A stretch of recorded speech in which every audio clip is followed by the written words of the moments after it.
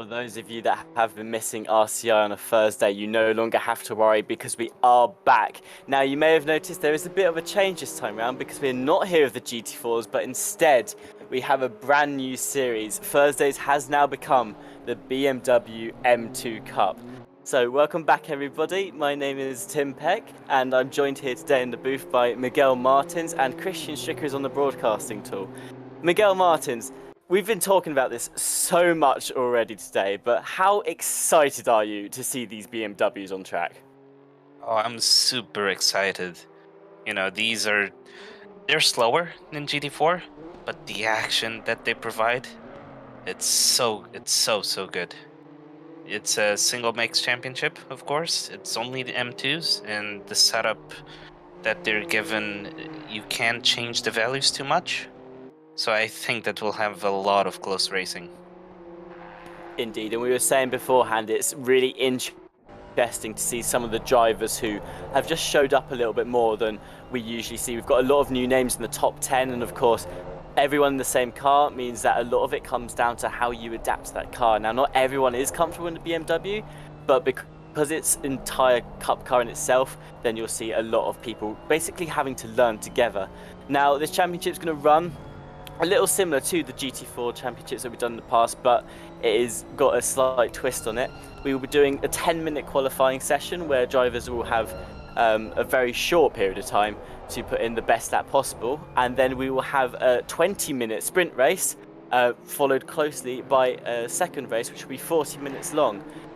Qualifying does determine the starting order for both races, so qualifying really does matter in this series.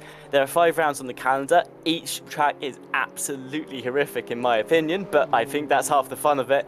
We're starting here today at Suzuka. We'll be then moving on to Bathurst, Spa, Laguna Seca, and finishing up with Kailami. So I've got to say, looking at that calendar, it's going to be an absolutely brilliant season. And as you said, these cars, they're not as quick as the GT4s, but there is some really close racing from them, and you get into a lot of scraps. So personally, Miguel, I think it's going to be utter chaos, and I'm so excited to see how it's all going to turn out. But Miguel, you're new here. Usually on a Thursday we have Jesse Lee with us.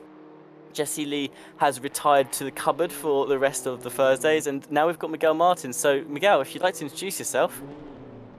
Well, I've done a couple of commentary gigs already, namely for Laguna Seca this past Saturday, which went pretty well, I'd say. And you joined me for that, Tim, as well. It was a lot of fun. Also had Jesse Lee pop in at the end. And then for Silverstone, was with Jesse Lee. And yeah, a lot of fun. Cool guy. Very cool guy, but he really doesn't like giving the keys to the commentator's box. So he's actually standing in the corner facing the wall on punishment. So we'll just not talk about him. Let's not bring him up. You did have to fight him out of the booth earlier. Of course, Jesse's in the chat, and looking at the chat now, quite a lot of people have already shown up. We've got Tom Bryant here. He'll be driving today. I think he's been very, very nervous for these BMWs. But looking at where he is currently, he's second in his class. So, Tom, you're looking good, and I'm sorry that I've just cursed you. Stephen in the chat has been saying, got a hype at the speed of the M2. Yeah, and I think that just about sums up this championship. These cars, you've got to just keep the momentum going because, as Christian was talking to us in the booth about earlier, if you slide a little bit coming out of the corner, if you pick up a little bit too much dirt from the outside, that's it. You've lost all of your momentum, and the acceleration in these cars is really poor, so you do feel incredibly slow. And I think that's something that's going to play a big part today at Suzuka, of course. The first sector of the track, very, very twisty, and you've really got to nail those corners. And if you just do the first section wrong, going through those S's, if you don't get on the throttle at the right time, I think it's going to be really, really damaging. Where we're going to see that is qualifying, which is coming up next. And I think a lot of how that's going to be determined is basically who can nail that first sector. Oh yeah, the first sector. You also have on the second sector the dreaded hairpin, and that entire section that will be crucial. The way you get out of that corner, because then you're affected all the way into Spoon. it will be crucial. It will also be a quite challenging qualifying. We have 45 cars on track with a 10-minute session on cars that take 2 minutes 20, thereabouts, 2 minutes 19, get a flying lap. And these cars, they're like the GT4s, they don't have tire warmers. So when you start with very cold tires, and it will take you like 2 laps just to get them warmed up. And yeah, it will all be down to nailing that final flying lap, getting all the places you can get. It will, and you're not going to get a lot of chances of it either. You've got, with a 2-minute 20 lap, that's, I think, 3 laps of actually getting a chance to set a qualifying pace. So I mean, it's going to be very difficult, and these drivers are going to have to make sure that they get that lap done quick, because as we've seen in the past, and as you can start to see now, everyone leaves the garage at the same time. They're all bunched up, and unless you're the person leading the pack, which right now is Tom Bryant, you're going to struggle to find space. And even if, well, I mean, once it comes around to it, Tom Bryant is going to be in traffic by the time they get around this track. So it's going to be really hard to find that space, and you only have 3 laps to do it in, and then you need to make sure that you've got that lap down straight away. Addy in the chat says, put the camera on G Rosu, underrated driver. Christian will be doing that for you now. We'll have a little look at them, and yeah, you will be doing that now, Christian. Yeah, feel free to support your drivers in the chat. We have a lot of returning people here. It's nice to see some familiar faces, but we also have some new people as well. And we would just like to welcome back the Ukrainian drivers, as they have now returned after not racing with us for the past couple of months. And oh my lord, that is a lot of cars coming through a corner at once. Yes, this is exactly what you don't want to see. It's so many cars in such little space, all trying to get a qualifying lap in. This will be interesting. It's absolutely brilliant. I just love it when there's so many cars on track at the same time. The only problem is we do have a rule here that once you're into that third sector, you can't really be backing people up too much. So a lot of these guys trying to get through, well, you can see they've just come into the third sector now. They need to go for it, and some of these people, like right now, there's not a lot of room there. They're going to be wishing they had a lot more room than this. Of course, the other thing is we're brand new to these cars. BMW M2 Cup. We've not seen any of these drivers in these cars before. So who's going to be coming out on top? We have no idea. It could be absolutely anyone. We'll mention now. Oh, sorry, you go. Sorry, I just wanted to say, I think that we're going to have a bit of a F1 style here of, you know, everyone bunching up just before the last chicane, trying to get some space. Yeah, and a couple of people actually, they've just got their dots going white, you can see now, which means they're going very, very slowly. And I imagine that is bunching up just to get that good run up into the start-finish straight. But I was going to say earlier, we've got 3 splits here. You've got the Pro, Silver and Am splits, and you can see them on the left-hand side of your screen. Pro's in white, Silver's the... I want to say silver, but it's not. It's grey coloured numbers, and then the red numbers are the AM splits. So they don't all have to worry about each other, and I imagine there'll be a lot of predicaments where you've got AM and Silvers racing each other, even AM and Pros you've seen in the past. But of course, there's no rules about getting out of the way. Just because someone's in a different split to you, it doesn't mean they have any sort of priority. And that's one of the beauty of these championships I love, is when you've got an AM driver who's doing really, really well and up there in the top 10 fighting the Pros.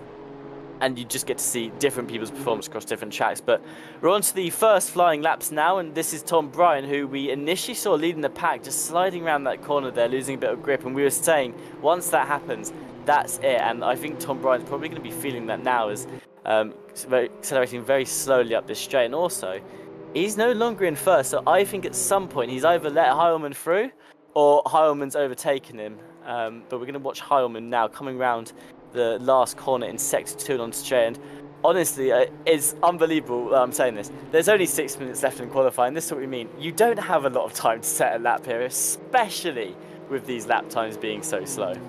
Yeah, and with the cars still on cold tires, one lap is not enough. Just an out lap, one quick lap.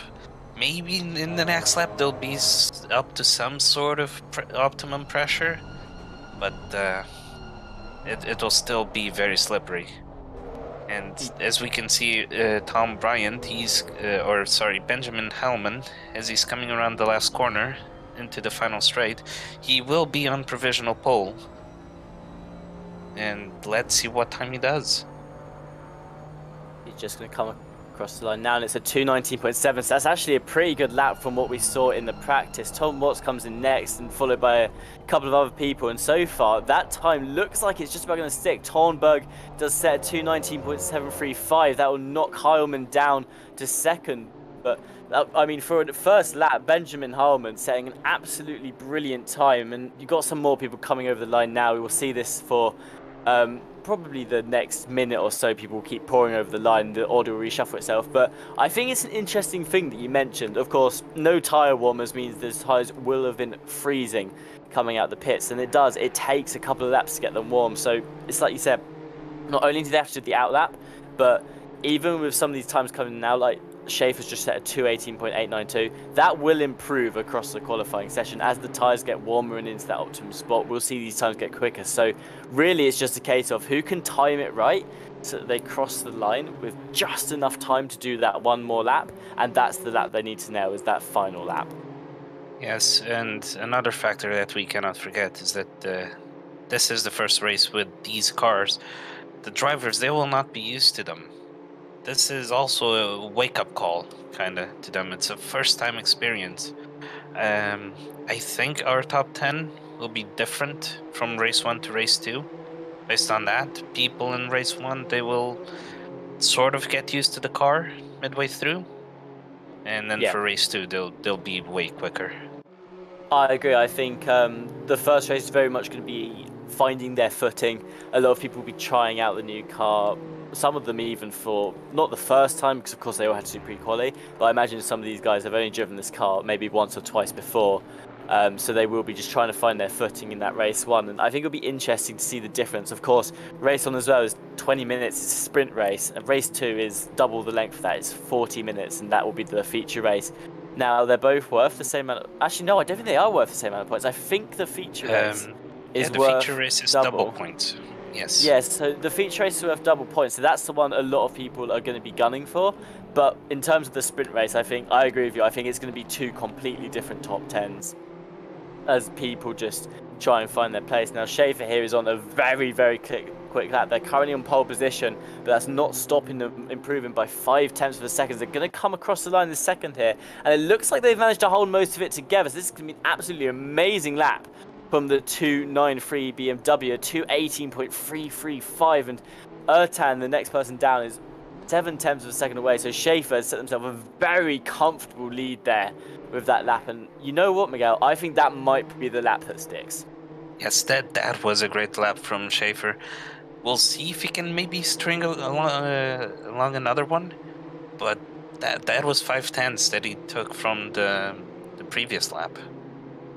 That's going to be hard to beat. That's quite a lot, exactly. And as we can see, these... Oh, sorry. As we can see, these cars, being in one make, very similar setup. Look at how close the times are. You have from 7th until 25th. From 7th to 25th, they're all within 1 second. That is crazy. Yeah, they're very, very close. A lot of these cars set in very similar lap times. Rosu here is, I believe, on a very good lap himself, actually. Let's just have a quick look. I can't actually... Yeah, it's a very good lap. It's 0.6 up on their time, so that will massively improve their positioning here. We're going to run on board with them for the rest of their lap here, just see whether they can keep this up. But so far, doing an absolutely amazing lap as Rosu, still 0.6 up as well. So as long as they can hold it through this end of Sector 2 and into Sector 3, I mean, that's going to send them up. Like you said, these times are so close together. I think, looking at it, this could put them not only into the top 10, but maybe into the top 5 if they manage to hold it. This could be one of the podium spots if they manage to keep it up, although sliding a little bit out of the corner there, that's going to knock a couple of tenths off their time. And I mean, this is the problem that we keep talking about, is that you have to keep up that momentum. And I mean, what was that? A tiny little slide there from Rosu, and already lost 0.3 of a second. So you need to make sure you're nailing every single corner here. Oh, and sadly, on 130R, he went a bit too wide and invalidated that lap. I mean, he still has 20 seconds left, so it will be close. He will get another lap. Yeah, Let's that's see the if he thing can that put it on the top 10. that's the thing that they're gunning for here, is making sure that they get the extra laps. You can see this main group of cars, they're really bunched up close to each other. So although they're fighting for room, they will get that extra lap to try and set a good time. Machuska, one of the drivers that we see quite a lot on a Thursday, does very, very well in the GT4 Championship. Looks to be carrying that across into the BMWs. They're currently in 4th place.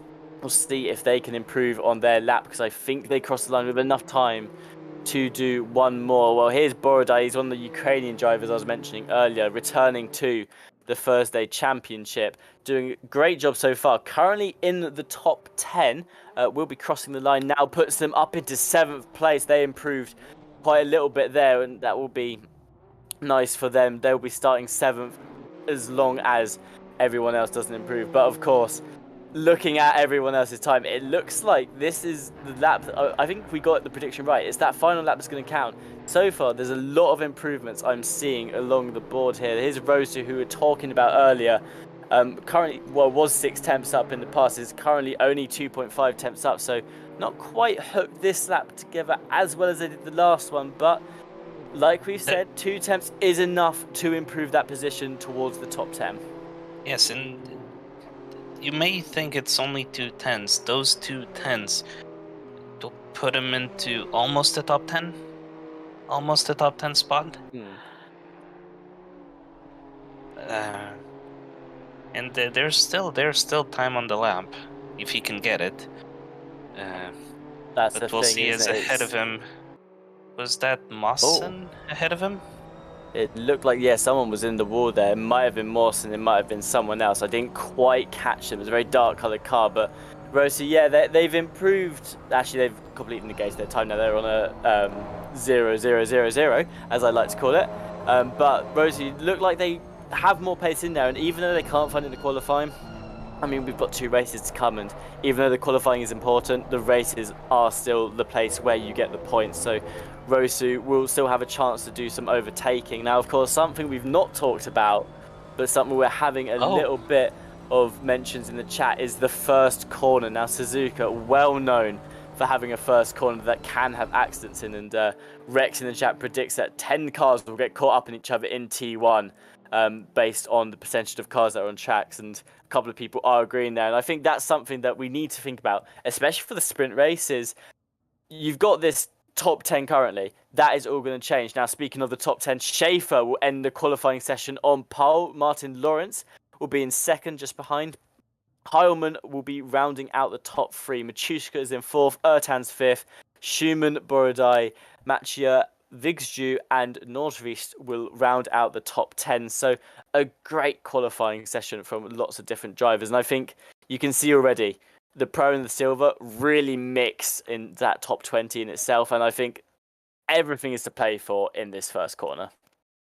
yeah, it will be. And we saw on at the end of the qualifying session a little bit of rain.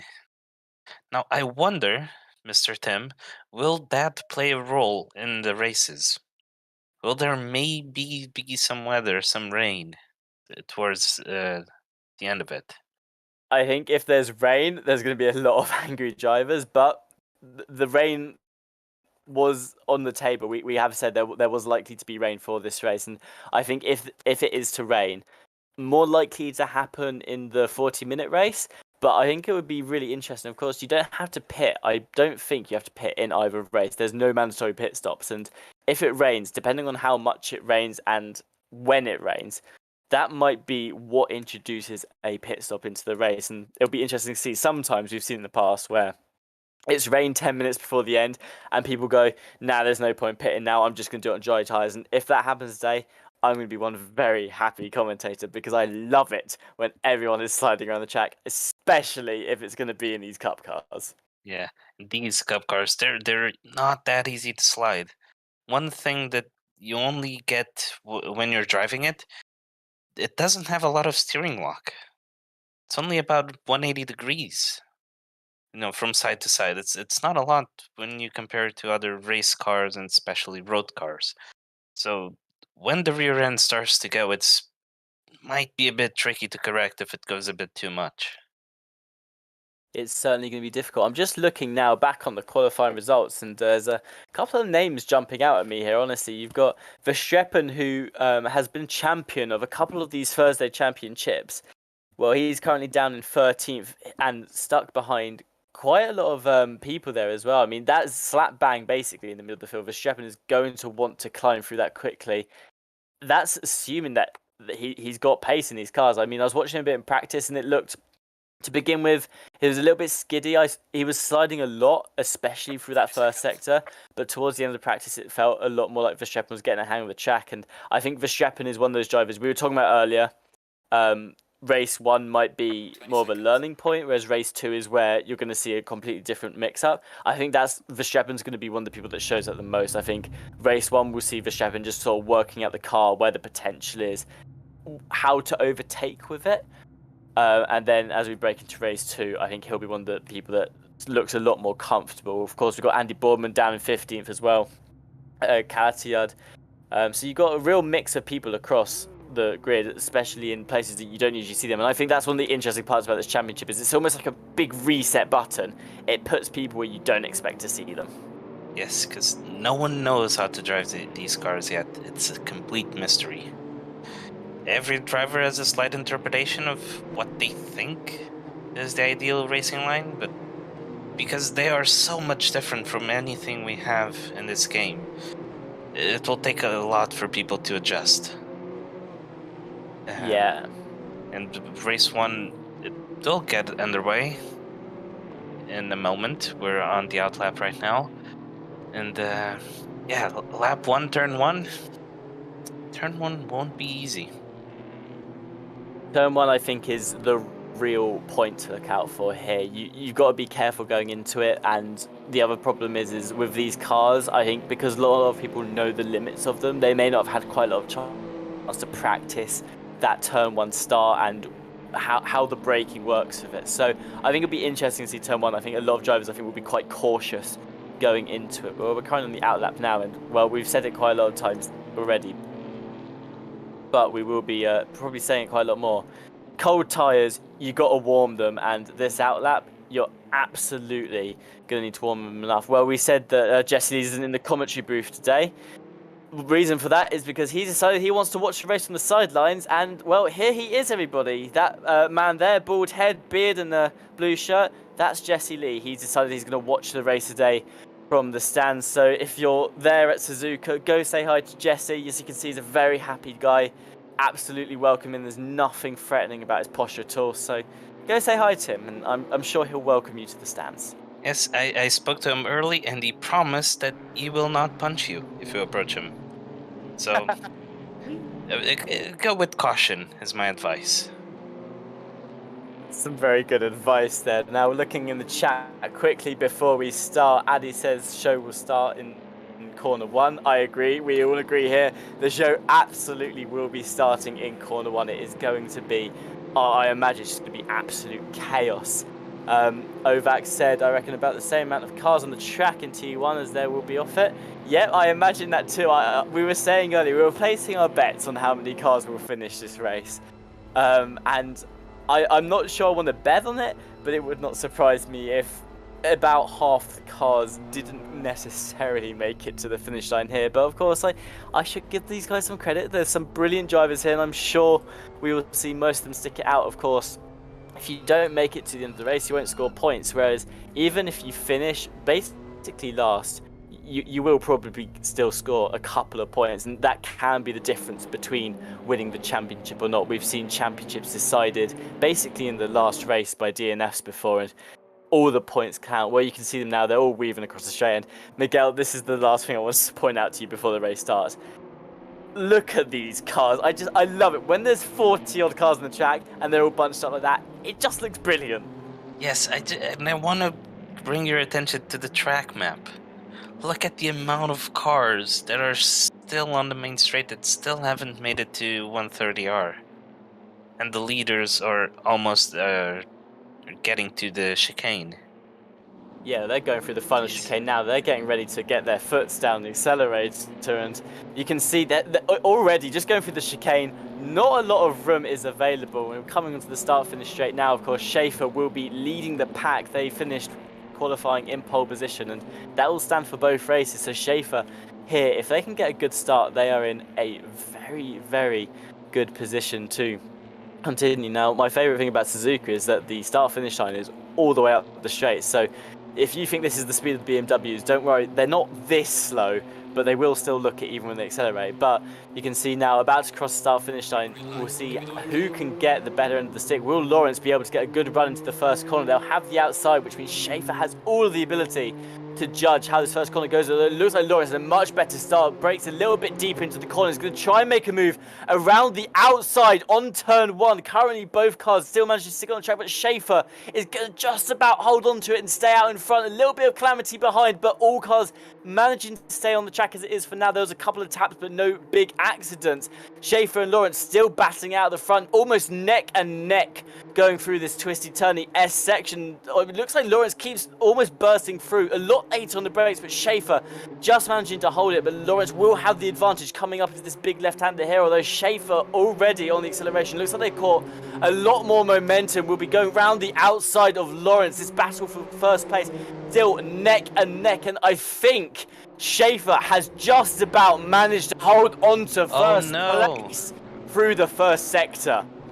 Oh no, that's a big incident for the person leading. Oh, it seems like we have a yellow flag No! out. Two yellow Oh, flags. is that Oh Lawrence? no. Oh no! That's a That huge pile up as Lawrence, I think, is facing the wrong way, and you can just see more than half of the track are basically at a standstill, just all sitting there in this really tight section. Even now, they're struggling to arrange themselves. We're going to have a race replay, see if we can work out exactly what happened here. This is from Verstappen's perspective, and you can see, I think that's Lawrence, that might be Bryant facing the wrong way here, and all it takes is a couple of cars, Verstappen here getting the brunt of it, just facing the wrong way, and they're all piling up into each other. And Jesse, I'm blaming you. I saw you put it was tidy in the chat. You've just cursed them. It's happened. Jesse Lee just made the biggest commentator curse, even not being commentating. I think that might be a record. I've just had a message from the race admin here. We will be restarting the server in a second. That means we'll be restarting the race as well. Of course, we're going to try and have a race that doesn't start with about 80% of the field all piled up trying to organize themselves. I mean, that's what's so unbelievable about that for me was it happened in that one section with the two barriers very close to the side of the track. All it takes is one car to block the track, and they were all just sitting there, all in one spot, and it looked like they couldn't even move. And that to me is building, because usually if you get a big pile up, like you can see everyone's arranging themselves, they're trying to get themselves back on track. And I mean, they were just sitting there. There was nothing they could do. They were just stuck there, and it wouldn't have surprised me if they were still there when the leader came back round. It was such a big accident. I don't know how many more race restarts we'll have, but at least turn one was clean. All the way through the S's, it was all clean. The problem Oh, was on sector 2. So, I can't. if we've had a clean sector 1. Now let's maybe hedge on to maybe sector 2 as well. I can't believe it. We had the most safe T1 exist. Like everyone was saying, even in the chat, all of us in the box were saying T1, that it's going to be chaos. We have cars going neck and neck through turn one. There were slight taps, but nothing major. Like a lot of cars managed to catch it. And we had this fight going on between Schaefer and Lawrence all the way through that first sector, and nothing's happening. And then just as we came out of that first sector into the right-hander, Lawrence goes off track, and it's almost like everything from there on happened in slow motion, and it was just chaos from that point forward. But we'll see what Jesse thinks about it. Clearly, completely unfazed. Didn't expect anything less of these drivers. Knew it was going to happen. I wouldn't say the drivers, but I would say the cars. We don't particularly want to blame it on the drivers. But it was it was close racing. It's what we wanted to see. It's just a bit too close. I mean, it's what we expected from these cars, isn't it? It's the BMWs. We said not everyone's used to them yet, and even if you are used to them, I mean, I've tested them. I know you've been driving them a little bit as well. They're those sort of cars. They're slow acceleration, but it makes for really good fighting. But it does mean you're all piled up together, and with the handling issues as well, it it's very difficult to keep the car on the track, and I think that particular corner, the exit of that corner into the straight with the barriers at the side of the road, if it was going to happen anywhere but turn one, it was going to be there. And I think it's just unfortunate. Now, hopefully, we won't have to restart again. I don't imagine we will. I think at this point, if we have to have another car pile up in this first race, I think we'll just throw our hands in the air and say, okay, just keep going. Try and reorganize yourselves on the track. But I Yeah, mean, it's just a case of getting it through, isn't it? yes, exactly. Let's keep in mind that this first race is also just 20 minutes. We still Yeah. have the longer one further ahead to look forward to. If something bad happens in this race, we'll just get along and do it. Just finish it. Get maybe a point, maybe two. That could be crucial down the end. Yeah, I agree. I think that's absolutely what will most likely happen here. I think the big problem is that they were all just. It looked like they couldn't sort themselves out quick enough, which I think was the main focus for a restart there. Of course, if it was a different situation, like you could just all get back on track and keep going, then we'd have just watched the cars do that. Rex in the chat said, "I imagine the driver screaming no in slow motion heading to the pile," and I that's exactly how I pictured it as well. As I was talking about Schaefer and Lawrence fighting, and then it all just started going wrong in the background. Like that, all I could see in my head was everything happening in slow motion. I imagined all of those drivers were just in the same situation there. Jesse points out in the chat as well. This is the second restart we've had this year, so I mean, 4 months into the year and only 2 restarts. I think we're doing pretty good here at RCI. Yeah, we're doing pretty well for all the series so far that have been going on. Well, let's just not make it 3 with this one. That's all I'm saying. we might be about to double that, if not triple, that score in these next 2 races, but hopefully not. I think everyone knows now. I think the thing is everyone was so cautious through turn 1, and then it seemed like everyone was like, okay, we're through turn 1, let's race. This time round, I reckon we'll get through turn 1, and then we'll just continue to all be cautious around each other, probably until there's like a significant gap between each car. I think the aim here is make it through lap 1, and then it's all things down the table. Everyone will start fighting, but making it through that lap 1 is key, just to sort of let everyone overarrange themselves, but also just to, give each other a bit of space, make sure that you're all comfortable on the track. And yeah, Jesse in chat, think about the safety rating lost in that one accident. I mean, that's just a horror story writing itself. The safety rating probably dropped by about 50 points there. Yeah. Yeah, and because this is the M2, and it won't be as expensive to replace the parts. You can just go get a new one from the dealership down the road. Yeah, these are cheap cars to fix. I'm sure a lot of the team bosses right now are just looking at these cars thinking, well, thank God that's not a GT4 I'm trying to patch together there. As we're watching Ryan Gill currently on the outlet, and I was speaking to Ryan about these M2 cars actually across the course of this week and his feelings towards them, and he seems he's on the fence. One part of him is like, oh, I love these cars so much, I absolutely love racing them, it's great, and the other part is like, I can't drive this BMW, I'm in this for just an attempt really. But that's the other thing. Another thing I saw talking from the drivers in the championship chat.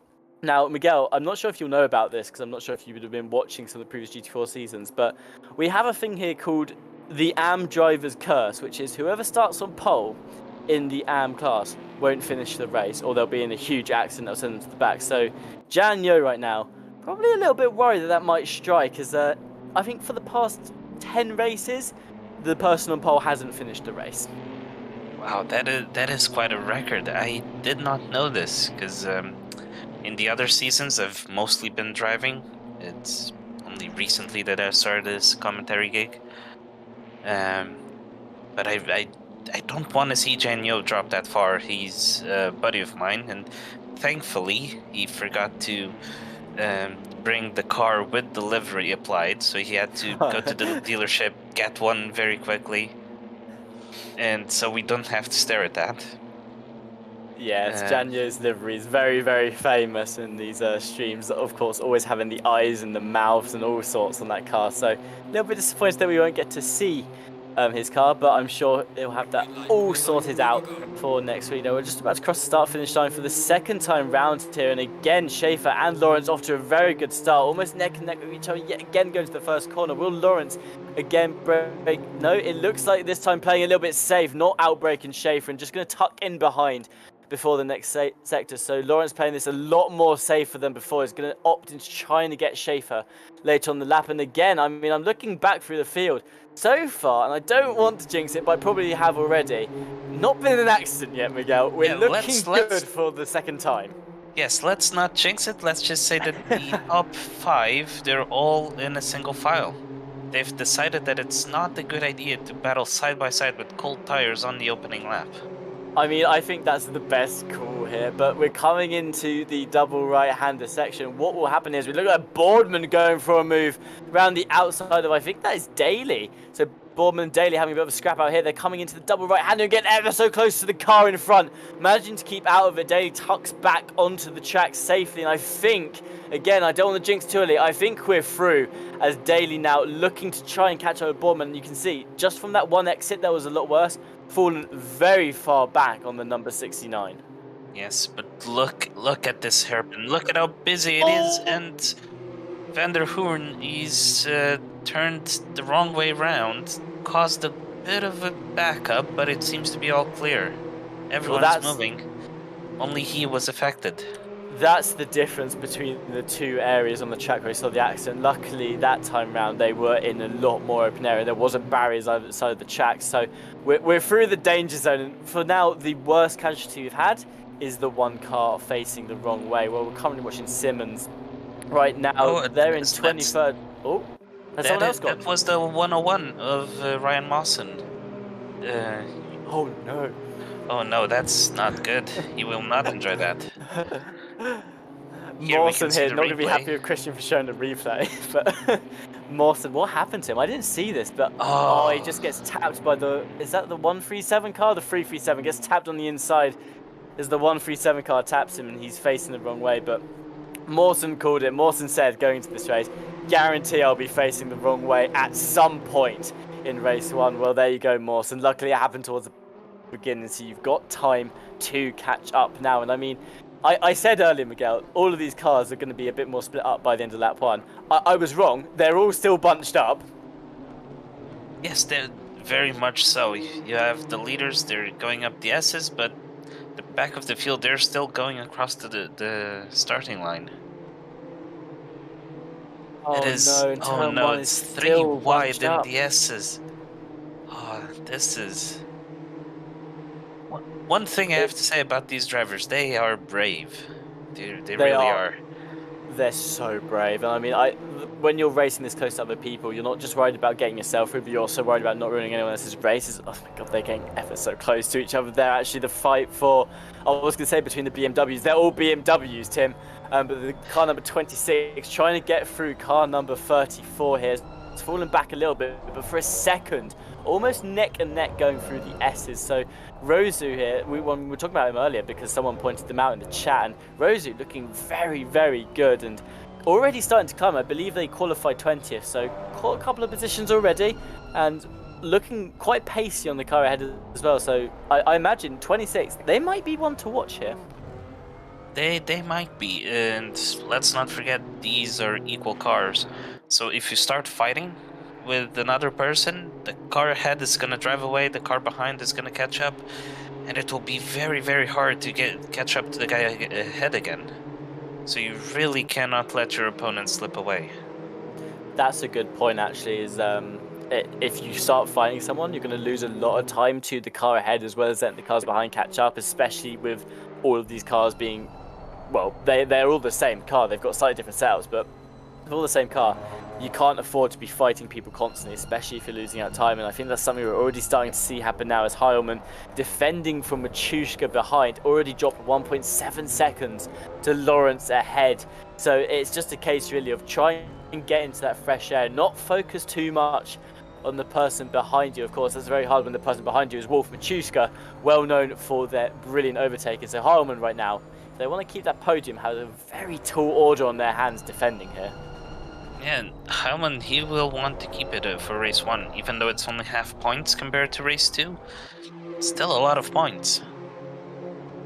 Still a lot of points, and points mean prizes at the end of the day. You want to grab as many as possible, and just because it's half points, I mean, that could be the difference between a championship at the end here. Tom Bryant looked a little unstable in race, well, I say race 1, this is still race 1, but looked a little unstable the first time round, looking a lot more comfier this time as they're trying to catch up with Svensson ahead in the 668 car. Of course, we've got a little bit of an accident happening here. Actually, they managed to keep out of it, but Roberts tapping, I think that was Gill. And they had a bit of a scrap between each other there, hitting each other coming through the S's, but managing to all keep it together. Now that is a very big train forming here, currently led by Roberts. And I've got to say, this is the situation I'd be the most scared to be in, is leading a train that big. If you're at the back of that train, you've got to make sure you are driving flawlessly, because anything could change ahead of you at any point in time there. Exactly, and you just need one driver ahead of you to make a mistake, run a bit wide out of one corner, or get a bad drive out of one, and the entire train will just go by. They'll have no chance. These trains, they are crucial. They will let you catch up to the guys ahead. They'll let you make positions, but it's also very easy to lose them. Yeah, well, we can see now the fight between Heilmann and Machushka still carrying on. Machushka looks like they're going to try and get a good run down the main straight here. Well, again, there's not a lot of advantage in terms of pace. Usually, I'll be saying right now, the BMW is so fast in a straight line compared to the other cars, but when every single car is a BMW, doesn't make a difference at all. But Machushka's going to try and keep this gap as close as possible on Heilmann. I imagine if they want to get this overtake done, it needs to be on a corner more than anything, because I don't think the straight speed is going to be enough unless something happens like this. Looks like Heilmann might have messed up the exit here, and that's going to give Machushka a chance to strike. They've got a lot better exit coming out of the final corner onto the start-finish straight, and they're neck and neck with each other. Now, if Heilmann wants to defend this, gonna have to make sure they hold the inside as they get up to turn 1, but they've almost lost it. Machushka's just gonna pull ahead. Slight break slightly later, and no, they've gone wide. Heilmann goes wide up to the inside again, and they're all still side by side through the S's. They will be. But Machushka's gonna hold on to it though. That is the ideal situation for Machushka there. I mean, went wide on turn 1, and it looked like they'd just thrown away the position they'd only just gained on the corner before, but Heilmann then not able to abuse the inside enough, and Machushka just managed to catch it and keep that momentum going. I mean, that's what we were saying, is it's all about momentum. Even though Machushka went wide there, managed to keep the momentum enough so that they could come out just ahead of Heilmann. But I mean, in terms of fighting, I think that's a lot of how it's going to be, is you're going to have to wait for the car ahead to mess up an exit of the corner, and that's the only way you're getting another car on the straight here. Yes, I mean, that is how Machushka got the, let's say, the opportunity to overtake Heilmann out of the last corner. Heilmann just had the slightest of twitches on throttle. That was enough. It wasn't enough speed that he lost there that allowed Machushka to just pass him on the straight and challenge him into turn 1. But it's good to see both drivers, they kept it clean, and we'll see if Machushka can drive away or if Heilmann can respond to that. Maybe get the place back. That's the thing, is Heilmann still very close behind Machushka. Will be looking to get that place back, so Machushka needs to make sure that they don't make the same mistake Heilmann just did now. But we're going to currently watch Schultz. They're fighting for P2 in AM right now. Bryant currently holding that position, has pulled a little bit away ahead, and Schultz, as you can see, is getting pressure from Ripper just behind him. We were saying, if you're trying to fend off someone behind, that's when you start to lose the car ahead, and I think this is the best showcase of that right now, is Tom Bryant starting to pull away. It's going to be very happy to know that Ripper is putting pressure on Schultz behind, and that might be enough to save second place for Tom Bryant here. Yeah, but how much pressure will Ripper put in? Because they're different classes. They're different classes, but Ripper's got pressure from Rosu, who's in the same class. So Ripper wants that class in between them. If Ripper can get ahead of Schultz, just to have that one car barrier between them, that will be enough to give him a bit of peace of mind here. As Rosu, I mean, we've been talking about how well they've been doing so far. They look like they're ready to strike on Ripper at any opportunity they get. Yeah, he had a bit of a scrappy last corner, lost a bit of time. But here, as we see Ayrton attacking Schumann, and they're keeping it clean. Oh, and Verstappen has made the place, or has he? Verstappen, I think, has just overtaken the number 5 BMW for that position. Yes, he has. That was very clean, or at least it looked like it. Yeah, Verstappen, well known for his climbing ability. We constantly talk about him on these Thursdays. One of the drivers that notably very good on the aggressive side, loves their overtaking. Many a time we've seen them get into trouble on turn 1, usually push down to the middle of the pack, and they just send themselves up through the field. So Verstappen definitely finding their footing, I'd say, here in race 1. I said qualifying in 13th. I think Verstappen's aim here is just to work out the capabilities of the car, find out where he can make the overtakes happen, and for him that is going to be the biggest deal here. Well, in chat, Jamie DH said, is that MM on the comms? I believe they're talking about you, Miguel Martins. Yes, it is, Jamie. This is Miguel on the comms right now. Yeah, yes, it is, Jamie, and it's a pleasure to see you here too. As we focus on the race, Verstappen seems to be pulling away. As Bart Mattia, he's under pressure from Chamberlain. This is for second in class, in silver class. And they're currently neck and neck going into the final set of corners here. Chamberlain going to have to tuck back for now, not managing to get the move done on number 5 just yet, but already looking to maybe try and find something happen in the final chicane. I mean, it's a daring move, but it could happen. All they have to do is hope that Mattia messes up, and it looks like might have the better acceleration here. Can it be enough to get neck and neck on the start finish here? I don't think it is, actually. Number 5's disappearing off into the distance. I think Mattia might have had the better end of the stick going into the first corner. Yeah, Daly seems like he had a bit of a scrappy last turn. It's that final turn, that final chicane, it seems to be a bit slippery for these drivers.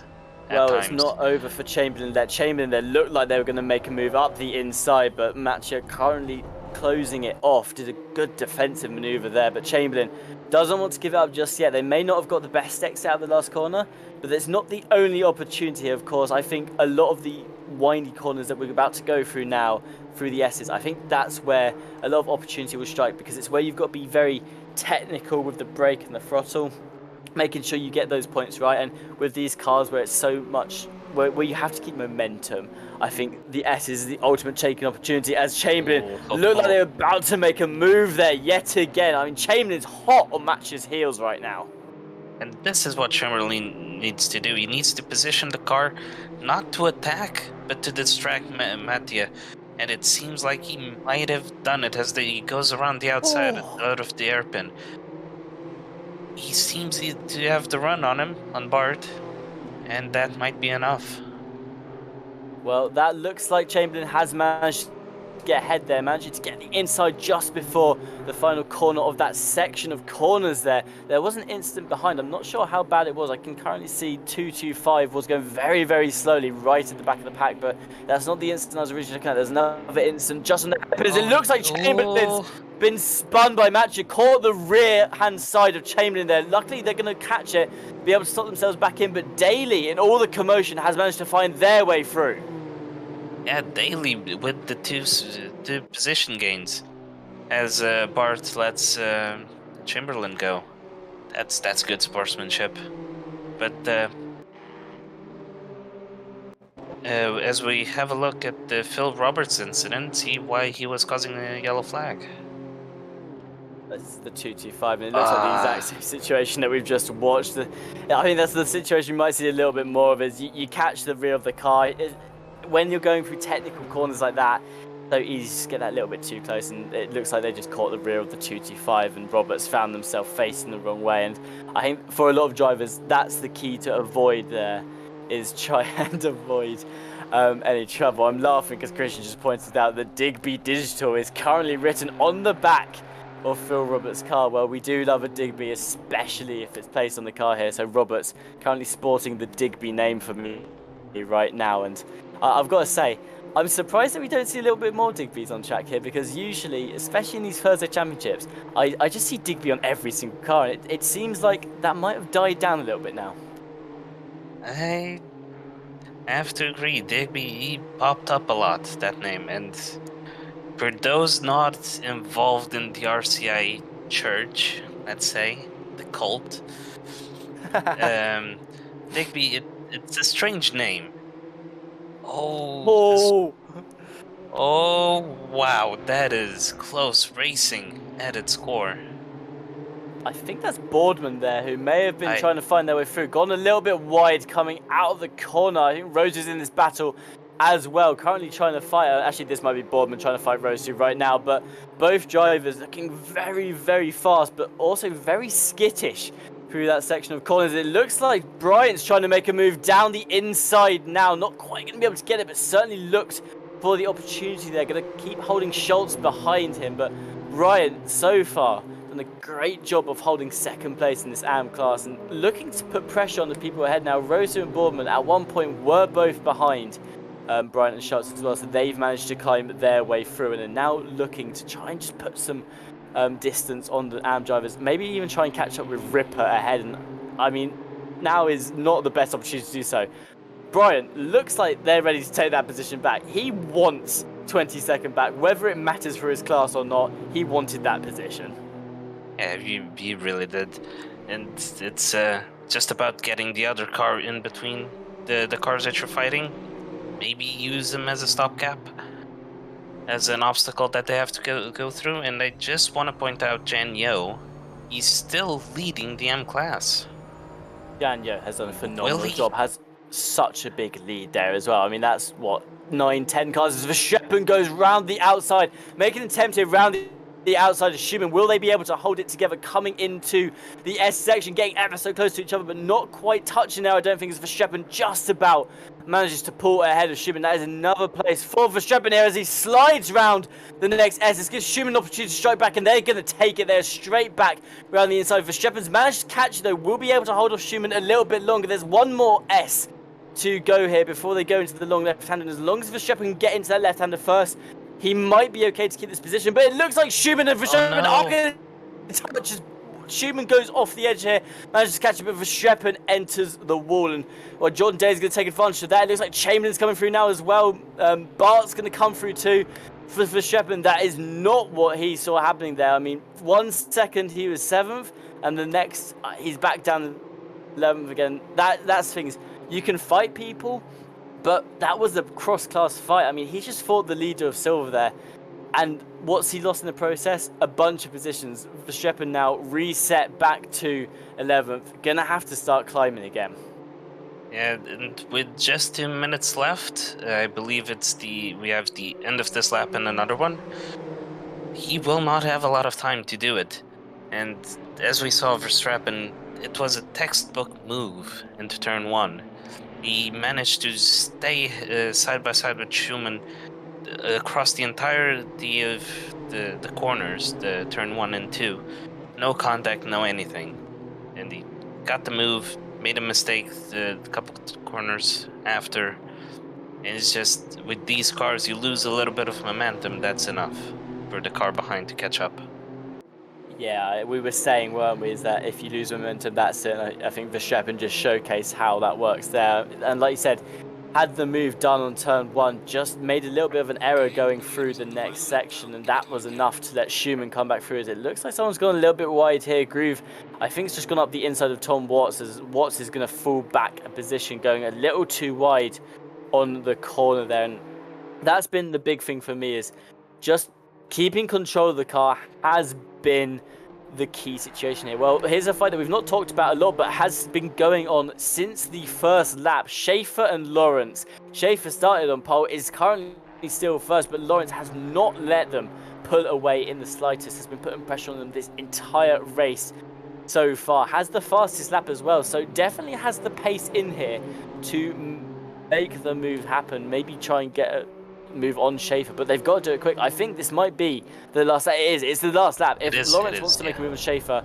it has to happen this lap, and they're dropping back a little bit. They need to close that gap, and they're not going to have the opportunity to do the move that everyone else is doing because turn one's gone.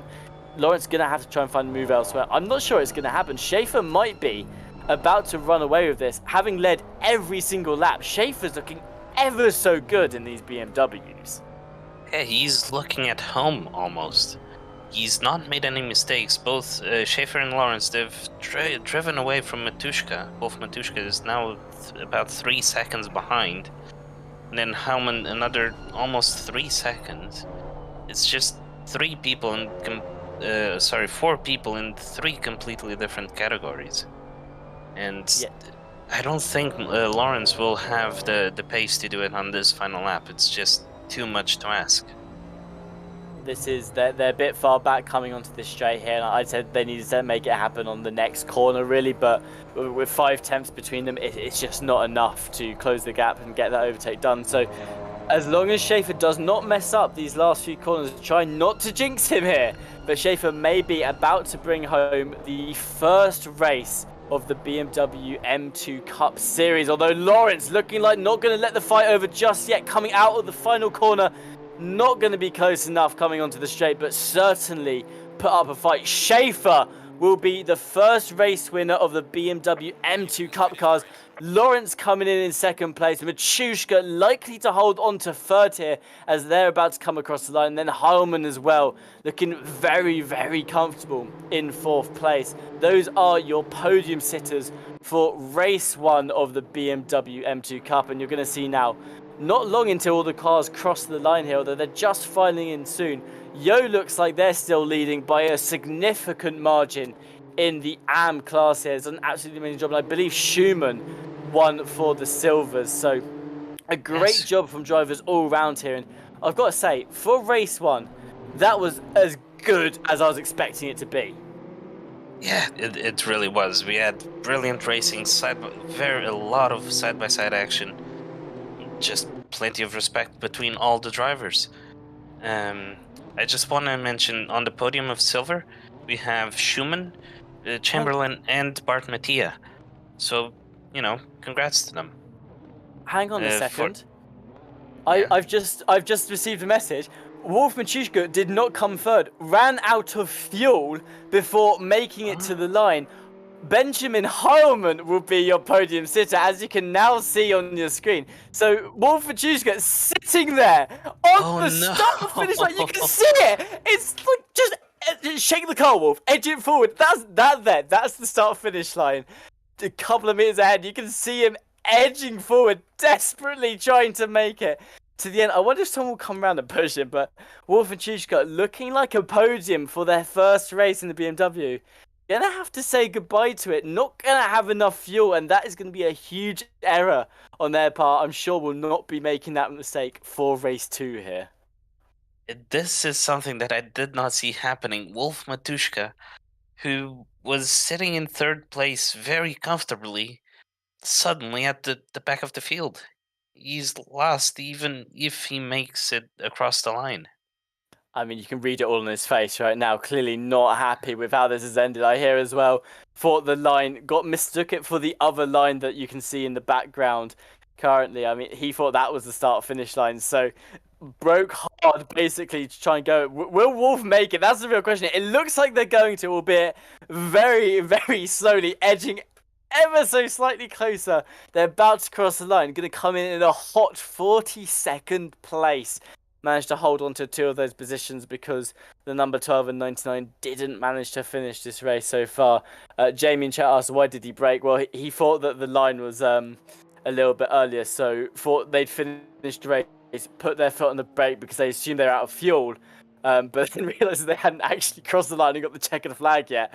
So not going to be happy with that, but I don't think they'd have made it to the line anyway. Well, here are your results from race 1. Schaefer, of course, came in 1st place, Lawrence in 2nd, and Heilmann will round out the podium for the pro split.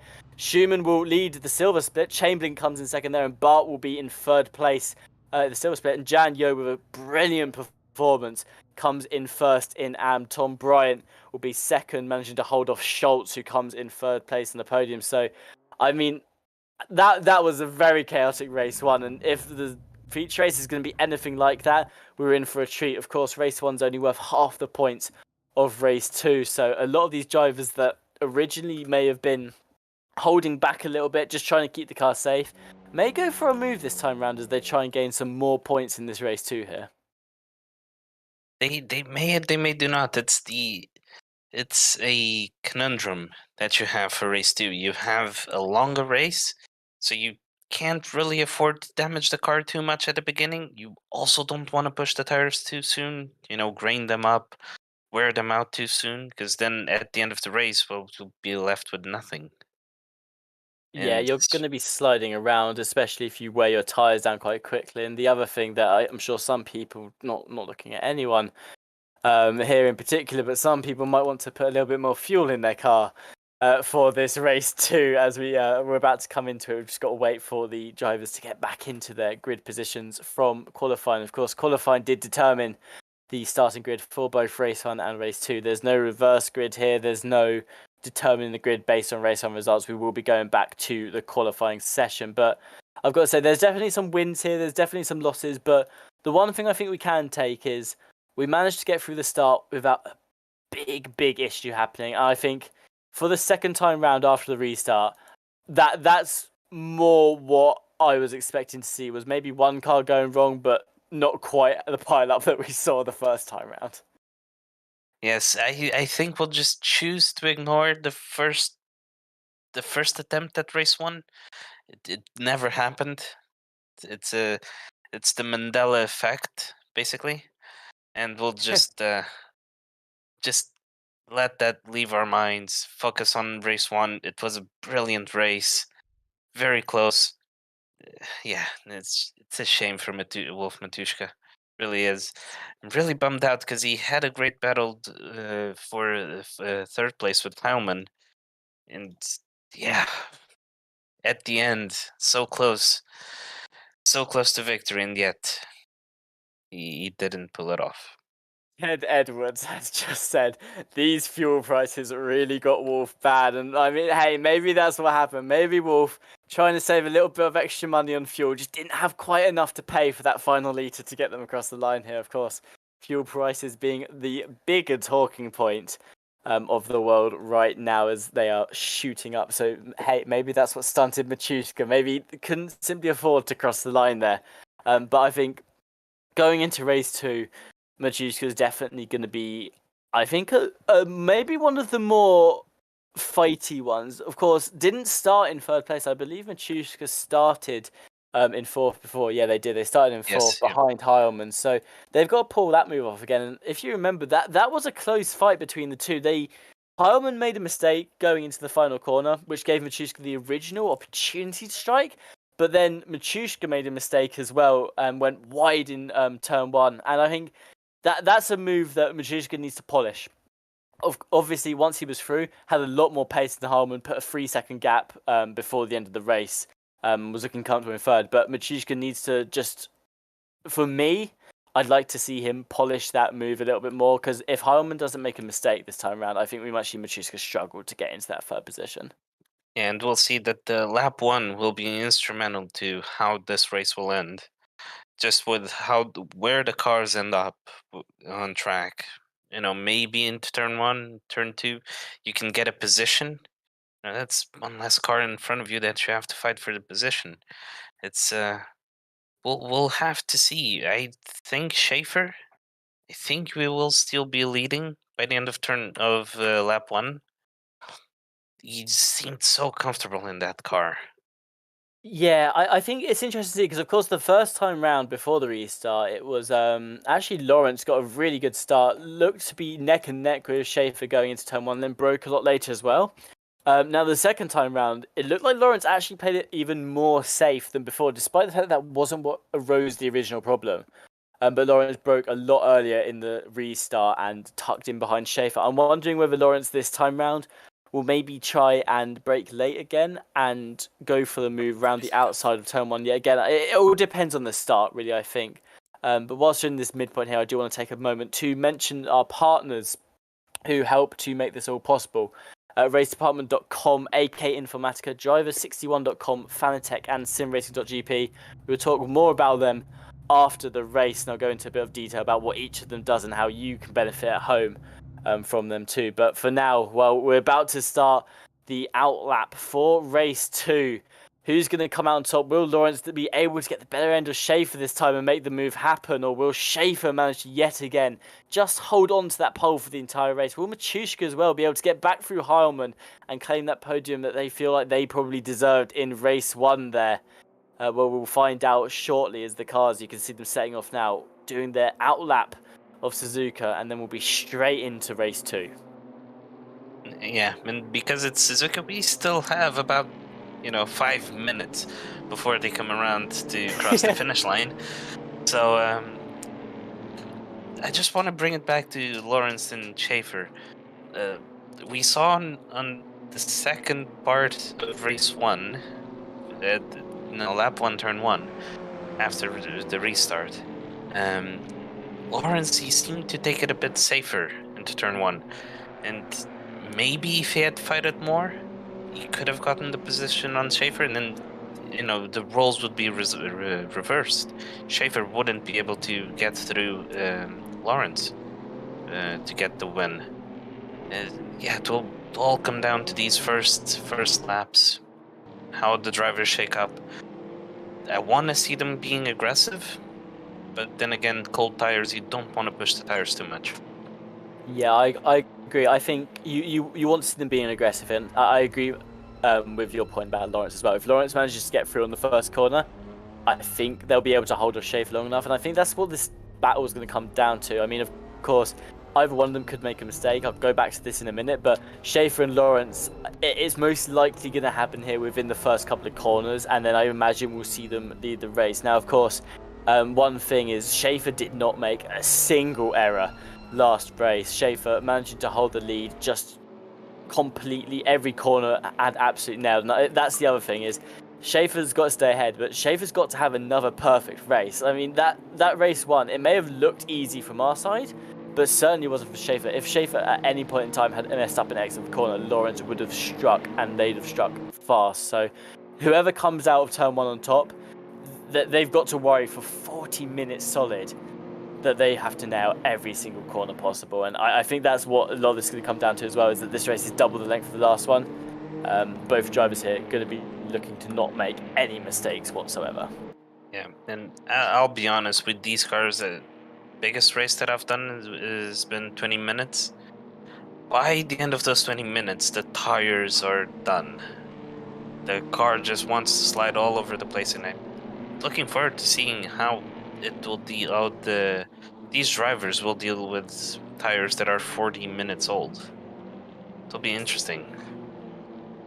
Yeah, I was the one time me and my friend were burning up the tires at one point and seeing how burnt we could get them, and that was, as you can imagine, very, very difficult to drive. You couldn't even go in a straight line by the end of it. But these cars, you mentioned the tire performance. Well, you need to look after them, especially these BMWs. We've seen how risky they can be going through corners. Even if you've got perfect tires, very difficult to handle this car.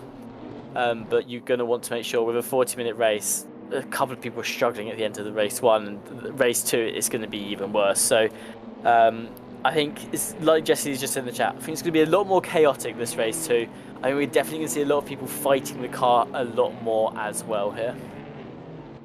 Yes, and as we are preparing to go green, and it seems like Roju, he is gonna start from the pit lane. Could that be the better strat? Maybe hope for a big incident in turn 1 and 2, and just drive between the chaos and get all those positions. Could that be the biggest strat? It might be. I think I saw them do that last time around as well. I think they started in the pits for race 1 too. So who knows? Might be the strat. Certainly keeps them out of trouble, especially if we have another huge pile up again, which hopefully we don't. But here they go now. Lawrence and Schaefer already neck and neck with each other. Will Lawrence break late to try and go for the move around the outside? It looks like breaking at the same time, but still going for the move around the outside here anyway. Schaefer going to try and hold the inside. Going to come out just ahead, but now we've got to get through the curvy section. I mean, this is going to be passing back and forth between the two of them here. Lawrence needs to make sure they stay neck and neck with Schaefer, but it looks like he's already fallen behind going into the first curve, so that's his opportunity for now gone. Going to have to hope that Schaefer messes up at some point, but Schaefer, for the second race in a row, holds on to P1 going through the first turn.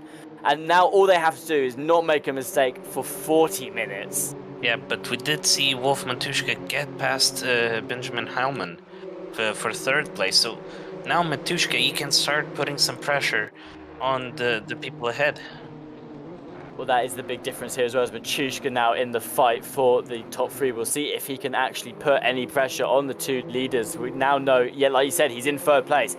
He can keep up with Lawrence now. If he does, that will twist the fight dramatically for the start. So we'll see who can really change that fight up now. But going for the next set of corners, all cars managing to keep it together this time. Of course, I don't want to jinx them, but looking good. Boardman trying to make a move on Chamberlain right now. Actually, I think that's the other way around. I think it's Chamberlain going for a move on Boardman down the inside. Currently, you see Boardman's trying to maybe try and keep as close as possible just to get a better exit. Is going to be on the inside for the next corner as well, which will be a good benefit here. Coming out onto the straight, Boardman will have an advantage. Chamberlain's going to tug behind him. Daly going to capitalise off the situation, come up the inside of Chamberlain and look to push the cars ahead. So Daly is going to be the benefiter in this situation here. And not just Daly, Catalute. He's also gotten past. Gotten past Chamberlain. Oh man, that was a tight 130R. These guys, they are fighting tooth and nail for these positions. I've just noticed that there was an issue in the hairpin as well, actually. There's a couple of cars you can see just behind now. I think that's the number 28 and the number 11. No, it's number 26 and the number 11. A bit behind the pack. And another accident's just happened on the final chicane as well, causing yellow flags. So we almost had a clean lap 1, but just maybe get into a little bit of trouble here at the end as we come across the line. Boardman are going to lead the main pack of Daly, Cassiad and Chamberlain. It goes to show, it's like you were saying earlier actually, Miguel, if you fight someone, you've got to be so careful of the cars behind because they can just catch up. And then like you see there, Chamberlain makes a slight mistake, goes a little bit wide. That's 2 cars going straight through, and they're not even hesitating. They will just take the gap as soon as it appears. Yes, they will, and it sucks for Chamberlain. It kind of ruined it for them, but they still have 36 minutes left. It's still quite a lot of race to get those positions back, and we'll see if he can get. Actually, I just noticed something. Ryan Mawson, he's sitting in second place in third place in silver. Because last race he got spun. So we'll see, maybe this race, how he'll do as Chamberlain just sends it down the inside. Has he been successful? Is he still side by side? Yes, he is. And I don't think he has the run. I don't think he has the run. He will lose it again. But let's see what he does into Spoon if he wants to push his luck on the brakes. Oh, it looks like they tucked in behind, and Tornberg going to capitalise off the situation here. Goes through a dive down the inside, manages to make it stick. Roche going to follow through as well. Chamberlain loses position to yet another 2 cars on the Spoon there. Chamberlain not liking that corner, going wide every single time. As Mawson now trying to fight their way through Bart ahead. Can Mawson make the move happen? We saw them have an unfortunate incident in race 1. Looks a lot better off it this time round, but getting ever so close to the side, picking up a lot of dirt. Both cars going to manage to come through. Almost still neck and neck with each other, but I think Mawson here is going to have the better end of the stick. Yeah, they're going to come out ahead of Bart. Will now turn their attention to Verstappen ahead, who's had yet another great start here and Nordvist as well had a really bad exit out of that corner. Verstappen's going to go through, but what they've got to worry about is Mawson is right behind, ready to take the position as well. And it looks like Mawson may go for an overtake into turn 1 here. They're neck and neck going into the first corner. We'll have to brake later if they want to make the move happen, but Verstappen sitting in the way of the 137 is going to make sure their exit's not great, but Mawson goes wide, losing their opportunity, and Bart back into the fight with Mawson, going to try and capitalize off that. Mawson going to hold it together, stay ahead of Bart. And, well, Miguel, that was a real roller coaster of emotions there for Mawson. Yeah, it really was. He almost got he almost got Nordqvist, but he also almost lost it to Bart Mattia. Oh man, that was close racing. It was good racing as well. That's the thing with these pile-ups as well, is of course Mawson's just shown us exactly how these big bunches of trains work. Is if you're close to someone ahead, great, you can attack them, but then if you make a slight mistake, the person behind's already there. Someone's gone really wide. I think that was Jordan Daly. Not taking the optimal line through that corner, went all the way onto the dirt, but managed to hold it together. We're now going to watch from the rear of Verstappen, currently leading a pack right now as Nordvist came out of nowhere, it seems, looking to try and get their position back, as it looks like, I think that's Bart facing the wrong way there on the hairpin. Luckily not going to hold too many people up. We're going to try and thread on as safely as possible, and it looks like most people are aware that he's on the inside there, so Bart will recover. But I mean, that was a long train. Yes. I think that's easy 10 places Bart's just lost there. Yes, he's gone down to, it seems, 22nd. So yeah, about 10 places lost. It's just one slight mistake. As he is still going wide. I'm not sure if there's contact there between him and the number 78. I think they might have made contact as he's trying to thread himself back in, but there's so many cars, it's hard to find a position on track that is safe right now. Well, Bart's going to try and slot himself back in. You can see, trying to climb back up as quickly as possible. There's a car defending just ahead. Bart looking for the inside, maybe in this corner, going to decide against it and just tuck in and be safe. Maybe get the better exit out of the chicane. Honestly, I think that's the safer bet here. Is you can go for the dive on move, but unless you can be sure that you're going to hold it together for the next few corners, it's just safe to duck in. It looks like Bart may get the better exit here, so we'll be rewarded for their efforts and we'll be able to catch Yo on the straight. But Yo, will they be able to hold it into turn 1? We're about to find out. They might be, but then again, he seems to be showing his nose, Bart Mattia. As yes, they will go side by side into turn 1. Let's see if Jan can hold this line. This will put him in advantage for the S's. But it seems like he has stuck in behind Bart. So Bart recovers a place on Janiel, but well, there's still a lot left to climb after that. Those lost positions. It's only been 8 minutes, and Mawson now is looking for a move on Nordvist ahead. Almost had it on the inside there, but couldn't quite keep the cars neck and neck going to the corner. So he's going to have to drop back for now and maybe look for a move a little bit later on. Although had a lot better exit here. It looks like you can see them starting to close the gap already.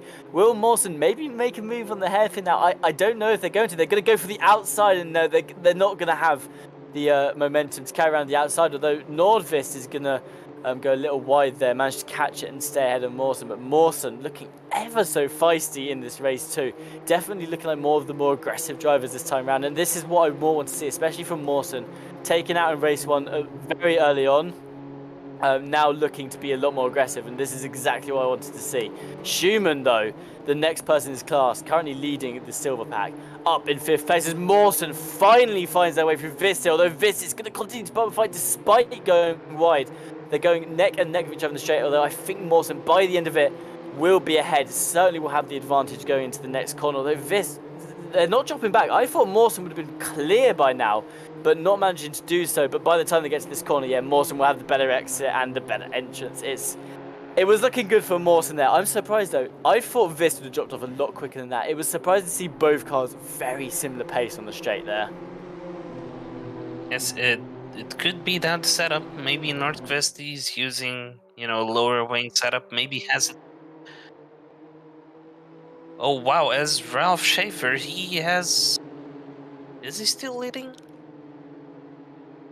I Oh, believe he hang on, is is. this for Oh, B1? that's for P1. As Wolf Matushka, he gets spun out on turn 2.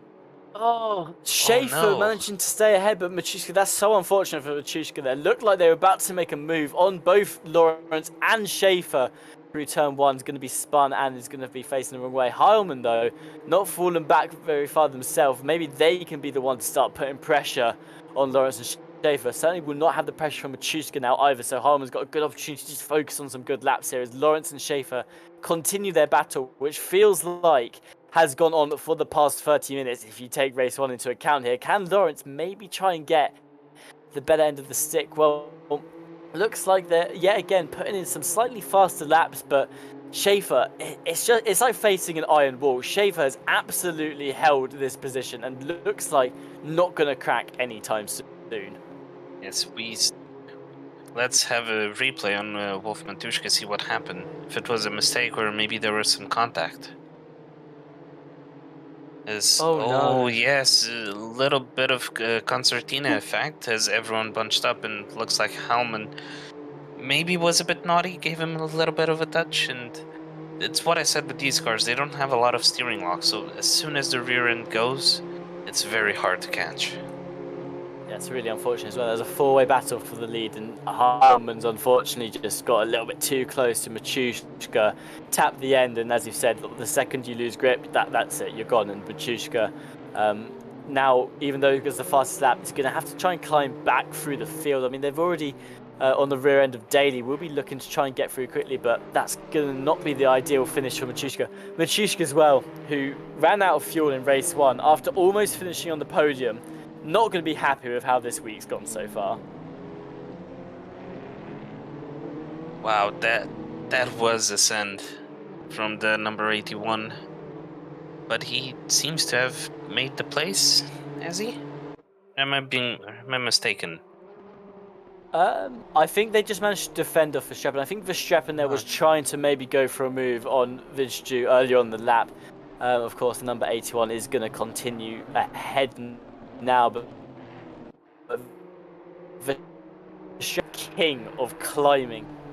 And as we see Schaefer and Martin Lawrence going at it for pole position, not pole position, but for first place. Oh, but With here comes Heilman. He might still get second place out of this squabble. Well, Lawrence is still looking for a way through Schaefer. I thought Lawrence might have had it there, but then Lawrence went a little bit wide, and it looked like Heilman was just going to try and go for a move up the inside. Heilman has not let this gap close in the slightest. You can see at one point it was 1 second. Well, it definitely is not 1 second anymore. And this is what you were saying earlier, is when two cars ahead are fighting, it just gives such a good opportunity for the car behind to catch up, and Heilman is taking advantage of that right now as they try and maybe get ahead. And I'm wondering here, Heilman in terms of pace, looks good for third. I think Lawrence and Schaefer are looking a bit faster in their own right once they're in clean air. But Lawrence and Schaefer, they've not had clean air here. If Heilman can get ahead of one of them, I think they'll be able to defend that position for the rest of the race. Yes, well, let's see, because they drive away Lawrence and Schaefer from Heilman over the course of the entire lap. But when they start fighting, Heilman is there, and he's trying to capitalize as best he can. For him, this is a battle for P2. If he can get second place out of this, it's already a win. Yeah, this for him is just try and stay in that third position. If you get that extra spot, take that extra spot. I've noticed Schumann as well, though. Schumann's climbed up into a fourth position with all the chaos that's happening ahead, and certainly not too slow on the pace either. Schumann might be able to catch up with the top three, and if Schumann can put it on the podium in a different class, I mean, that would just be bragging rights left, right, and centre. It would be. I mean, a silver class car being able to finish on the podium, I mean, that's good. That's very good. As we see Heilman, goes a bit deep into turn 2, and he loses a bit more space to Martin Lawrence. Yeah, Heilman, he just wants Lawrence and Schaefer to start fighting, start losing time. That's what's definitely keeping him in this battle here. And I think Harman is just waiting more so than anything for one of them to make a mistake that he can capitalise off. I mean, Martin Lawrence has been all over Robin Schaefer, but Schaefer's just not let it phase him in the slightest. Has defended from Lawrence for so long now. Doesn't look to crack in the slightest. And I'm not sure we've even seen a big mistake out of Schaefer. We've seen maybe one or two slight skids around the corner, but it's always been when Lawrence has gone for a move and then not managed to stick it themselves. So Schaefer managing to just keep it together this entire time, as we're now going to watch a racer try and maybe pull off a move on Roberts. Not too close right now, a little bit far back. Going to have to hope that Roberts makes a mistake. And the problem for Eraser here is Roberts is just behind Kladke, who's just behind Watts, and they're forming a chain. There's no hope when it comes to the straights. Even if Roberts messes up, the slipstream will just help to carry them forward. And that's, I think, the big advantage for a lot of these people in the mid-pack right now, is they've got that extra opportunity to mess up the corner exit slightly. Although Roberts here gone a little bit too deep. Is this what a racer needs to get through? Not quite, as Roberts manages to catch it and tuck back in ahead on the exit of the corner here. But, I mean, it's what we've been saying is you got to keep it together. And for me, I think this is how the whole championship's going to go, Miguel, is who can do the most consistent driving without making any errors, big or small. It will be. With these cars, you cannot afford to make a mistake. Just every lap has to be absolutely perfect. As soon as you make a mistake, well, the pack is so close together that you're going to lose a place to maybe even 3. And yeah, it is very close racing. Yeah, we've seen it a couple of times already. Someone's gone off track, they've lost 2-3 positions, and that's the other thing with these big packs is you lose positions. Rex in chat says Van der Zwaan, that's on 2. I see it, and the only thing in my head is watermelon. Yes, I have to agree. I can see straight away looking at the screen, see exactly which car you're talking about. It's the one currently at the back of the pack there that was looking very much like a watermelon, I would say, as we're now going to watch Vorak maybe try and close the gap to Kuzma ahead, but Vorak been just sort of sitting in this position. I've noticed they're in the pro split, but found themselves stuck in between a lot of silver and AMs right now. Probably not too happy with how this is going so far, and gonna hope to close the gap to Kuzma ahead, who, it might be possible. Kuzma's just met Ryan Gill, and that's going to be a fight that will slow both cars down. Yes, because, well, Kuzma, he wants to get through. He wants to battle Van der Zwaan. But, well, Gill, he doesn't want to lose that place, because that will just bring him closer to Atta behind. Let's not forget, Ryan Gill, he is in 3rd place on his class. You don't want to lose the podium. Yeah, you really don't. Ryan Gill, I'm wondering what his plan is here. Oh no, someone's facing the wrong way. Looks like they're struggling to recover on the track as well. There's another car coming, they're going to join right in between them. Oh no, they messed up again, so they're going to do this all over again. But Daly there, very dangerous rejoin. Going to have to try and come back on track now. This time it's a lot more safer. There's a bit of distance between the cars as they manage to react in time. But Daly almost taking out a couple of people there. But that's going to be a case of losing a lot of positions, as now the car number 26 is coming through. Thought they maybe touched for a second there, but didn't. So 26 is going to pull away and leave Daly in the dust. Daly, however, not going to be happy with how all of that has turned out so far. I've forgotten what I was going to say. Oh, that was it. Ryan Gill, I'm wondering what his plan is here.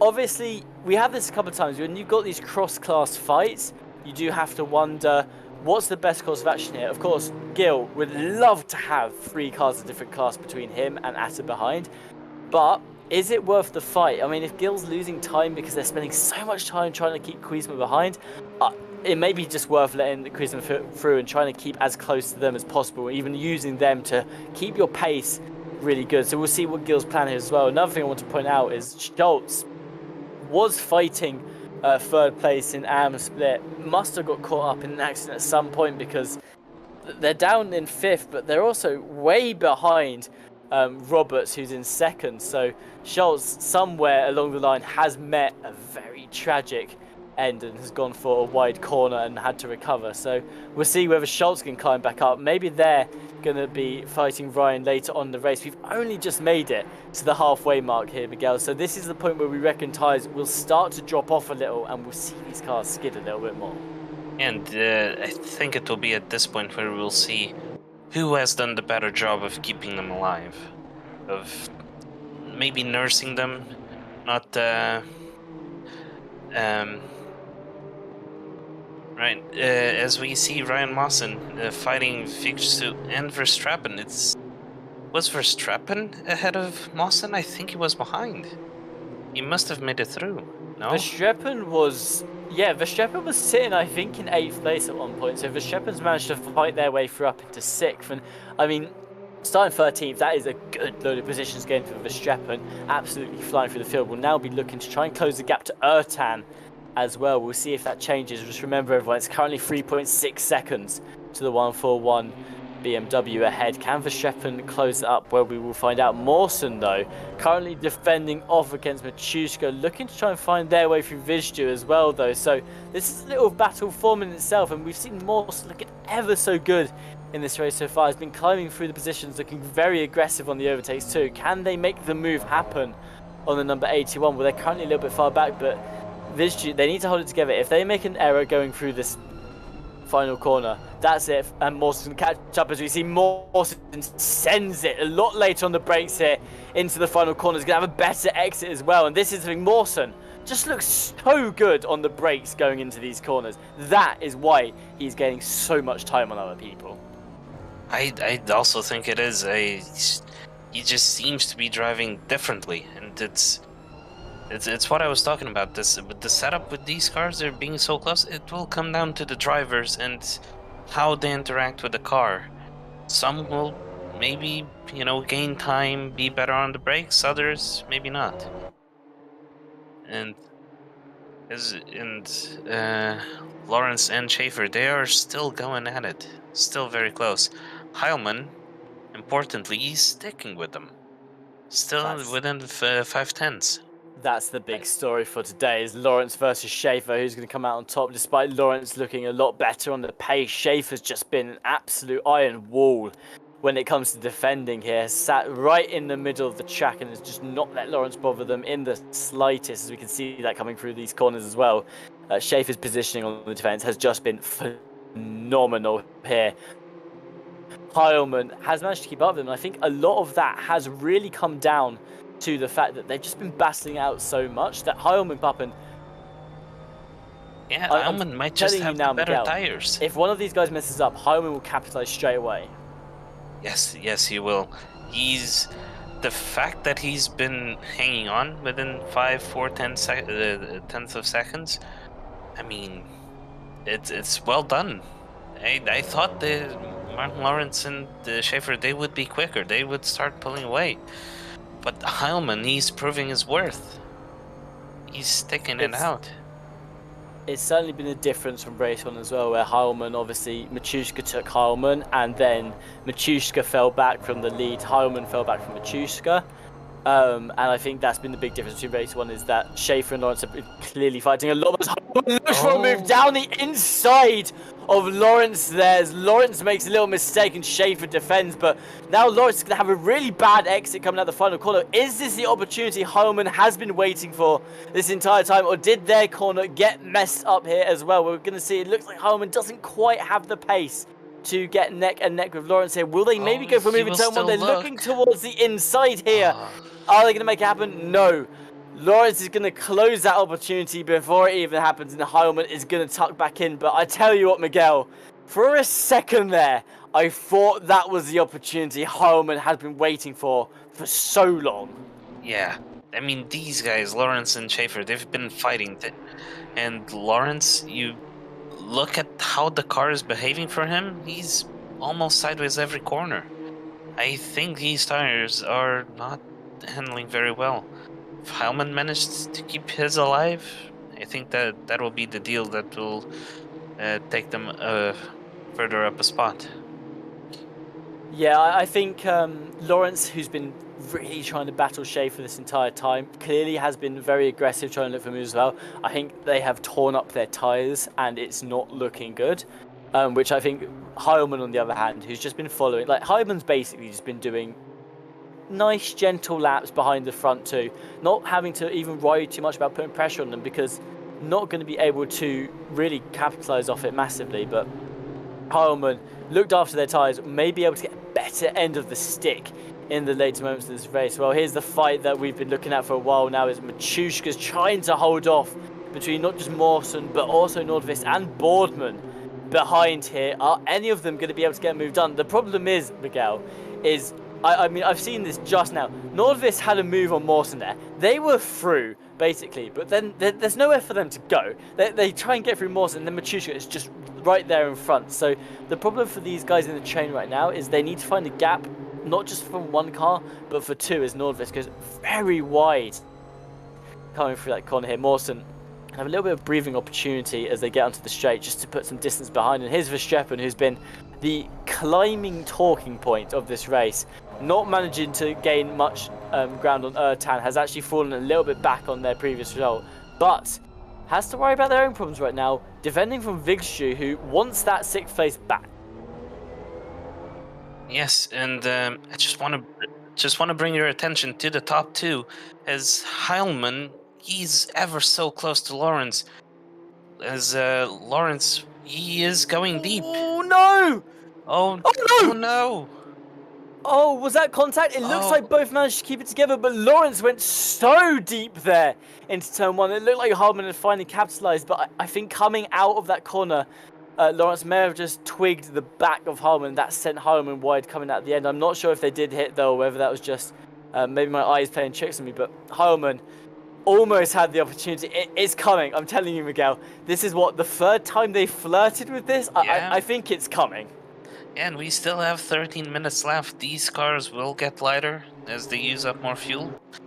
And if my suspicions are correct, Hellman has the better tires, so it's almost just a matter of time until they get the job done. It's certainly coming. 30 minutes left. Well, we're into the final bit of the race now. Not going to be a lot of laps. I think about 5-6 laps left of this race. So a lot of these guys looking to find the positions are going to want to start doing it quickly. Machushka's closed the gap to Vizdu ahead. It looks like we're having some technical issues, though, unfortunately, as all the cars come to a stop on the circuit. I'm really sorry about this, everyone, but we will be having technical issues for today, and I have been told in this instance the only thing I can do is blame Ryan Mawson. Ryan Mawson, who has had a great couple of races, of course. Now, unfortunately, that will be the end of today's race. We will be finishing in the positions that they were currently in, and I believe they'll be getting half points for the race as well, but I am just waiting to have that confirmed. Well, for those of you wondering where everyone was, Schaefer was in the lead still. Lawrence did manage to just hold on to second place, and Heilman will round out the top three. For silver, Schumann manages to bring home a second win, so both Schaefer and Schumann have had absolutely brilliant days today. Ryan Mawson had a great race, came second place in silver, and Chamberlain brought home the podium for silver class as well. Going down to the AM split, well, Jan Yo won yet again with another huge lead over the next person. I don't know what the order was for AM after that. I'm just going to go now to the next sheet. It looks like Ryan Gill managed to hold on second as well, and then Atta held off Schultz for that third place in the AM. So we'll have those all put up with you in a nice leaderboard next week. And, well, looking at how that went, Miguel, I think going into race 2, it was less chaotic, I'd say, in terms of there weren't as many big accidents at the beginning. But the fighting, I mean, there are so many good fights on track in race 2. Yes, there were. We had battles up and down the field. Had a battle for the lead, which was something we didn't have for the first race so much. But, well, just a brilliant race, and I am really looking forward to next week. Yeah, race week is going to be very, very good. Of course, next week we'll be going to Bathurst, I believe. I'm just going to double check that now. Yes, we are. So we're going to Bathurst, and I mean, there's one track I love for its very close racing and little opportunity for error. It's Bathurst, so I cannot wait see how that turns out. That will be next Thursday, the 21st of April. So if you've enjoyed today, do not miss that. You will absolutely love that. I'm going to take an opportunity now to mention our partners for today. They've helped to make all this racing possible. We have racedepartment.com. They are your source of sim racing news and mods. AK Informatica, they provide our server solutions. Driver61.com, they give us codes. You can get 25% off your driver coaching by using the discount code. The link is in the description, and you can activate it by going to driver61.com. So if you've been looking to try and improve your driving, if you want to get in with all of the racing with these guys and you think you just need an extra boost, use that 25% off code and you can get some driver coaching. Fanatec, they're your one-stop shop for the best sim racing equipment. We've also got an affiliate link for them. You can use that in the description below. It won't cost you anything extra, and it helps us with the server costs. And simracing.gp, well, if you love the racing that you've seen today, that is some private lobby racing for you. Simracing.gp, they provide quality community-based sim racing. It's all free. Just go onto their website. You can sign up for races, and you can get in on some of the action there, and you don't have to worry about all the chaos of the public lobby. Well, looking back on how race 1 today went for the BMW M2 Cup cars, I've got to say, I was expecting it to be good. I don't know if I was expecting it to be that good. There was some absolutely brilliant racing in there. I'm really excited now for how it's all going to turn out. And of course, Suzuka as well, such a great circuit. Moving on to Bathurst too. Some great circuits in this championship, and I think we're really going to get to see the potential of these cars. And it's nice to know, I think, where people are in terms of pace, where their strengths lie. Of course, we've seen Verstappen's had a huge improvement today. They've climbed through the ranks. We've had some brilliant. I mean, Schumann's looked ever so comfortable in silver. They've won both the races for the silver split, and Schaefer as well, looking ever so comfortable in the BMW in the Pro. Lawrence too. They're going to be trying to bite back and maybe get their win. And if there's one thing to take from today, Miguel, I think it's that racing slows you down a lot. You're going to be in big fights if you're racing for too long. Yes, you don't necessarily want to race the person ahead. You just want to sit behind them and wait for them to make a mistake.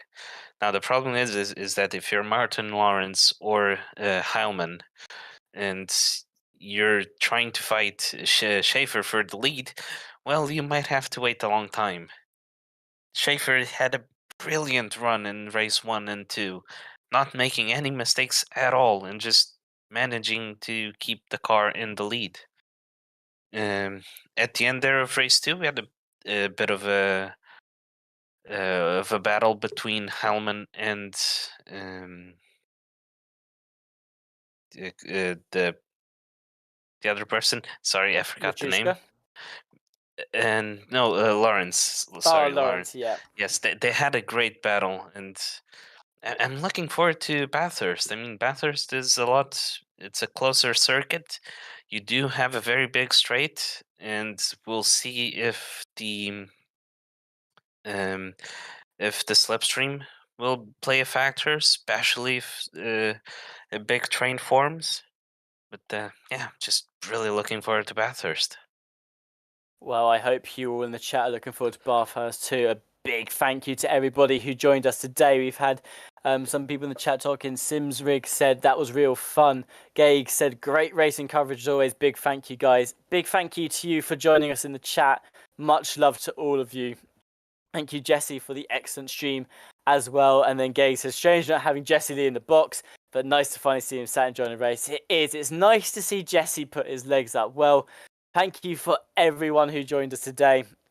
We will be back next week on the 21st with Bathurst. Of course, if you don't want to miss that, make sure you hit the bell to receive notifications of when we go live. And of course, consider liking and subscribing if you have enjoyed today's content. Well, it's a big thank you from all of us here in the commentary booth and all of us at RCI. And we'll see you next week for some more BMW Cup action.